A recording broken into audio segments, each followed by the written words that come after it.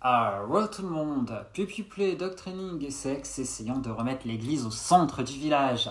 Bonjour à tous, moi c'est Alpha J, l'alpha de la famille Devilstale. Alors, si je fais cette vidéo aujourd'hui, c'est suite à l'apparition de plusieurs vidéos à caractère haineux et diffamatoire envers la communauté pupi et dog, et plus généralement envers la communauté LGBTQIA+. Le pupiplay est aujourd'hui de plus en plus visible dans la vraie vie, tout comme sur les réseaux sociaux, ce qui est très bien pour notre communauté, mais comme toute communauté qui grandit un peu trop vite, il y a des dérives, et ces dérives peuvent nuire à l'image de la communauté et donc créer des confusions et des raccourcis dans la tête des publics non avertis. Je pense qu'il est déjà bon de rappeler un élément essentiel, c'est que ce soit dans le pupiplay ou dans le dog training, le sexe n'est pas l'essence même de ces pratiques. Je vais commencer par vous parler des origines du pet play et du dog training, car c'est de cette pratique que découle le pupiplay. Les origines du jeu de rôle animal et du pet play sont sans doute diverses et variées, encore une fois, dépendantes des participants impliqués. Cependant, ces origines peuvent être influencées par le fait de porter un costume, la fiction, les mythes, les légendes et les différents aspects du jeu de rôle en général. Les premières images relatant le jeu animal, en particulier le ponyplay, auraient été exposées dans les œuvres de John Wiley, principalement dans le magazine Bizarre, qui fut publié entre 1948 et 1959. La première commercialisation de ce fétiche, quant à elle, a été faite par Simon Benson, le fondateur du site Petgirl. Le jeu de rôle animal implique parfois, mais pas systématiquement, divers accessoires comme une laisse, des chaînes, un bâillon, un collier, un harnais, une catsuite, un collant, une muselière, un masque, une hood, des bottes, enfin bref, j'en passe. Certains l'utilisent comme un jeu de rôle érotique, mais comme pour la plupart des jeux de rôle érotiques, le jeu de rôle animal dans un contexte relationnel et sexuel implique particulièrement la personnalité des participants et leur humeur durant le jeu. Ce jeu de rôle peut varier d'une simple imitation à une modification radicale. La simple imitation peut inclure des bruits d'animaux, du cheval au chien, des comportements joueurs, dominateurs, voire soumis, typique d'un chat ou d'un chien. La modification radicale, quant à elle, implique éventuellement le déguisement total d'un humain en animal avec le port d'un masque, moi dans mon cas une hood, de prothèses, voire d'objets de bondage. Pour la plupart des participants, le jeu de rôle n'a aucun lien avec la bestialité, voire la sexualité, et peut être un sujet controversé au sein de la communauté BDSM et des pratiquants du jeu de rôle animal. Habituellement, le jeu de rôle animal implique une transformation volontaire d'un humain en animal. Les exemples notables d'animaux incluent les canidés, les chiens, les chiots, les loups, les félins également, les chats, chatons, lions, ou encore les équidés, donc poney, cheval. Le jeu de rôle animal est pratiqué à des fins sociales, mais pas toujours sexuelles. Un pupi sexualisé est un dog qui devient donc une pratique de dog training. Il prend source auprès de la communauté des fétichistes et du BDSM. Alors, vous vous rappelez, en introduction, je vous ai dit que le sexe n'est pas l'essence du pupiplay et du dog training. En effet, le dog training est une pratique BDSM qui se différencie principalement par le côté privé, alors que le pupiplay est plus libre et public. C'est pour cela que lorsqu'un pupi commence à entretenir des relations sexuelles avec d'autres personnes ou d'autres peuples, il bascule dans l'affaire privée et donc dans le dog training.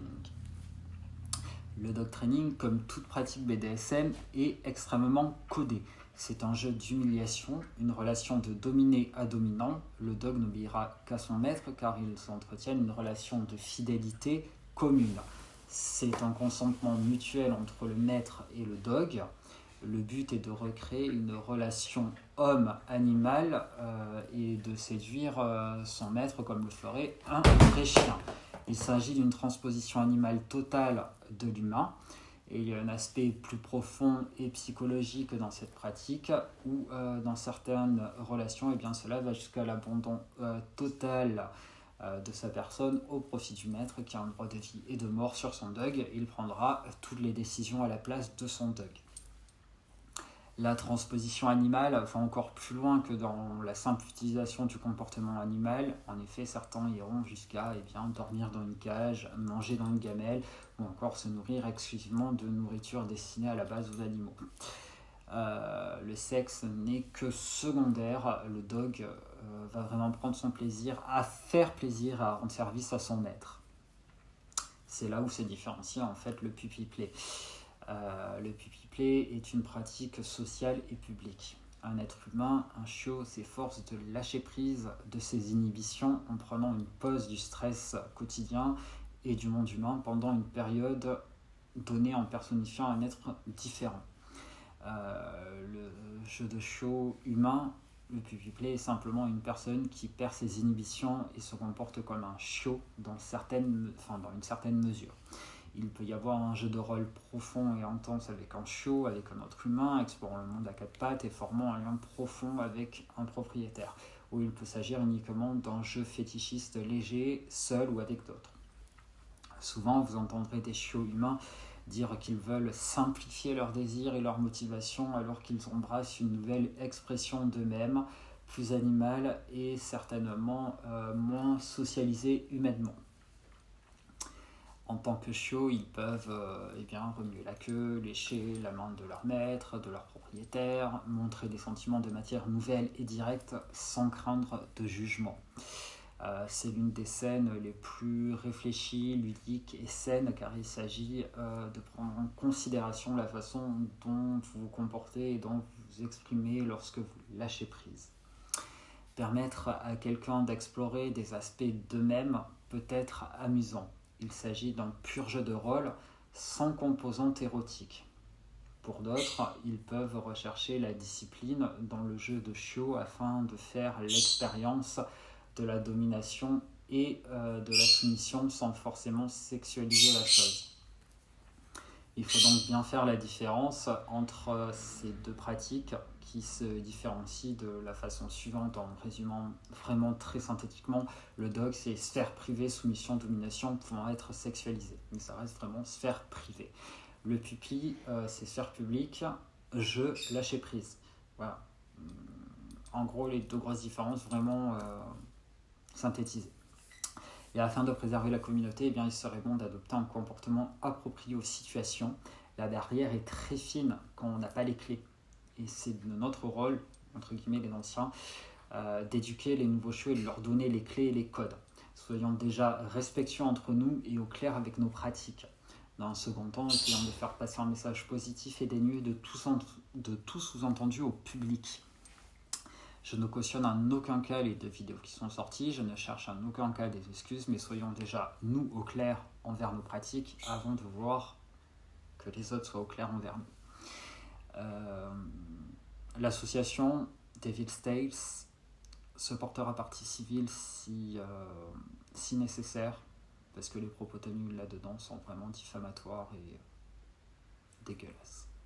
Voilà. Sur ce, je vous souhaite d'excellentes fêtes de fin d'année. J'enregistre cette vidéo, on est le 30 décembre, demain c'est le réveillon. J'espère que vous allez profiter.